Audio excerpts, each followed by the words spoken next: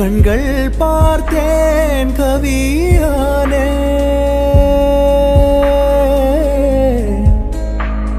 இன்னும் பார்த்தால் எங்கே போவேன் உன்னாலே கம்பன் தாண்டுவேன்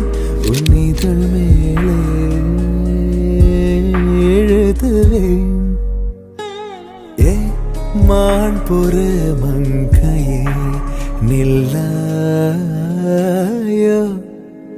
செம்மாதுளை வாய் மொழி சொல்லாய்